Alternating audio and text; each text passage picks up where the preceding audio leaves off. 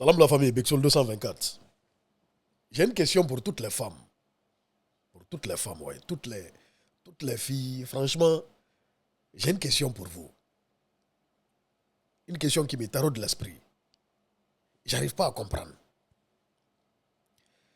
Pourquoi vous n'aimez pas, en tout cas certaines filles, hein, pas toutes les filles, pourquoi il y a une catégorie de femmes, disons la plupart, la plus grande majorité d'ailleurs, pourquoi vous n'aimez pas les gars qui sont gentils avec vous?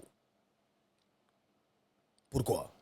C'est-à-dire, pourquoi vous n'aimez pas les gentils? Vous n'aimez pas les bons, les bonnes personnes, ceux qui sont gentils, qui sont cool, qui sont calmes. Hein? Pourquoi vous ne les aimez pas? Hein? Pourquoi vous n'aimez pas les gars qui vous respectent? Hein? Les gars qui sont prêts à se sacrifier pour vous? Hein? Les gars qui vous montrent de l'affection? Hein? Les gars qui sont bien avec vous? Pourquoi vous ne les aimez pas? Pourquoi vous n'aimez pas ça? Pourquoi? Pourquoi la plupart des femmes n'aiment pas ça? C'est-à-dire, vous aimez les bad boys. Vous aimez les gars qui vous font souffrir. Vous aimez les gars qui ne vous montrent pas assez d'affection. Qui ne vous prouvent pas de respect. Les gars qui vraiment qui limite s'en foutent de vous. C'est les gars-là que vous considérez. Mais ceux-là même qui sont là, qui se sacrifient, qui vous montrent de l'amour, de l'affection, du respect, qui sont gentils, qui sont doux, vous ne les accordez aucun respect. Pas toutes les femmes, je précise, mais la plupart des femmes. Pourquoi? Répondez-moi s'il vous plaît en commentaire. C'est-à-dire, c'est pas pourquoi vous aimez ce qui est difficile? Hein? Je comprends pas. Je comprends pas au fait. Pourquoi? Le cas de Mastapi, c'est-à-dire le gars là, je vous ai dit que c'est mon gars. On se connaît il y a longtemps. On a travaillé ensemble. Je connais son grand frère et tout. Et je vais vous dire une chose. En partie, c'est moi qui lui ai conseillé de traverser. Oui. Parce qu'à l'époque, j'étais avec son grand frère au Maroc. Mais malheureusement, son grand frère, il n'a pas pu traverser et il a été pris et rapatrié en Guinée. Et c'est lui qui finançait pour que son grand frère traverse. Après, il m'a appelé, il m'a dit que lui-même, il veut tenter. Je lui ai dit, bon, c'est une bonne idée. Ça dit, bon, tout le monde n'a pas la même chance. C'est-à-dire, peut-être lui, s'il essaie, peut-être qu'il va traverser. C'est moi. En partie, c'est moi. Il m'a appelé parce que j'étais avec son grand frère. C'est moi, il a appelé. Je lui ai dit, bon, il n'a qu'à essayer. S'il a la chance, il va traverser. Bon, aujourd'hui, je ne vais pas conseiller ça à quelqu'un. Je ne vais pas conseiller à quelqu'un de venir prendre l'eau. Je ne peux pas faire ça aujourd'hui. Mais à l'époque, moi, j'étais au Maroc. Je n'avais même pas traversé moi aussi. J'étais au Maroc. Tu vois? Et c'est ce que moi, je l'avais conseillé. Et lui, il est parti passer par la Tunisie. Donc, le gars, il m'a appelé hier, il m'a expliqué toute l'histoire. Du début à la fin. Comment il a rencontré la fille, comment c'est parti. Tu vois, je ne peux pas rentrer dans tous les détails. Ce n'est pas mon rôle de rentrer dans les détails de ce qui s'est passé. En tout cas, il m'a expliqué. On a parlé pendant 40 minutes. Il m'a expliqué ce qui s'est passé pendant 40 minutes. Du début jusqu'à la fin. Il n'a rien sauté, il n'a rien laissé. C'est triste. Il a été trop gentil et trop naïf. Il a été naïf, il a été gentil. Parce que ce qu'il a fait là, je ne peux pas faire la moitié au fait. Moi, Bexol, je ne peux pas faire ça. Le gars, il a été trop gentil. Trop gentil. Et j'ai dit hier, vraiment, ça dépend de la manière aussi tu rencontres la personne. C'est-à-dire, tu es ici en Europe. Tu viens ici en Europe. Une fille que tu n'as jamais connue. Une fille qu'on te présente. Une fille qu'on te présente, qui est en Afrique.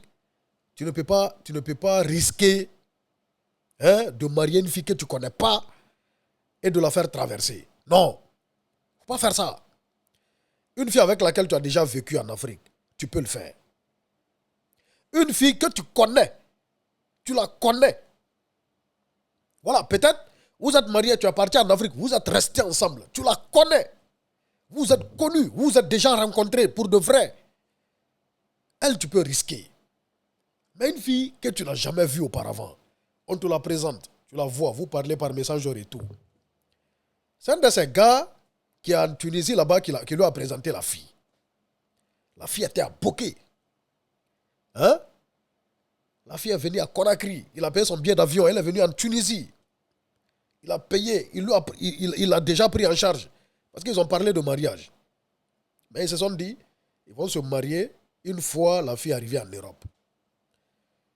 Mais depuis que... C'est-à-dire, la fille, elle a traversé. Mais depuis qu'elle a traversé là, elle a changé. De manière de faire, elle a changé. C'est-à-dire, tout a changé quoi. Elle, son seul objectif, l'unique objectif de la fille, c'était d'arriver en Europe. C'était tout. C'est tout. C'était pour arriver en Europe. Dès qu'elle a traversé, elle a commencé à changer.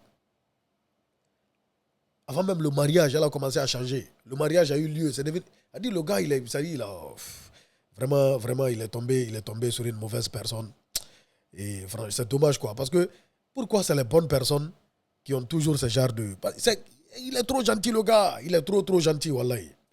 Vous voyez la famille? Et est arrivé ce qui est arrivé. Mais ça sentait déjà mauvais. Avant même qu'elle n'arrive. Il m'a dit les problèmes ont commencé avant que la fille même n'arrive. N'arrive chez lui. Dès qu'elle a traversé, les problèmes ont commencé. Avant qu'elle arrive chez lui, les problèmes avaient déjà commencé. Et elle est arrivée là où il est en colocation avec ce gars aussi, malhonnête. La fille est venue et elle a commencé à sortir avec le gars. Jusqu'à c'est arrivé ce qui est arrivé. Ça dit le gars, il a été trop gentil sur toute la ligne. Et c'est pourquoi il a cette trahison. Vraiment, c'est triste. Je vous ai dit, je ne vais pas rentrer dans les détails. Mais ce qu'il m'a expliqué, ça dit ça fait trop mal. Ça fait trop mal. Ça fait trop mal. Mais vraiment, ça dit, ouais. Il y a des personnes, c'est pourquoi la fille, elle est sans remords. Même quand on la voit, elle est sans remords. Elle dit, elle a bien fait à Fatara. Voyez-vous, c'est triste. C'est triste. Quelqu'un qui a été gentil comme ça, qui t'a pris à Bokeh, hein, qui t'a amené jusqu'en France ici. Vraiment, en temps normal, étant un être humain, si tu as un cœur, tu ne dois pas faire certaines choses à cette personne. Voyez-vous? Et pour finir, les gens n'ont qu'à arrêter de généraliser. Parce que je vois des gens mettre toutes les femmes dans un lot. Je vois même certains imbéciles insulter même les femmes guinéennes. Dire que non, les femmes guinéennes sont comme ci, sont comme ça. C'est-à-dire, vous mettez toutes les femmes guinéennes dans un même lot. Donc, la tromperie concerne que les femmes guinéennes.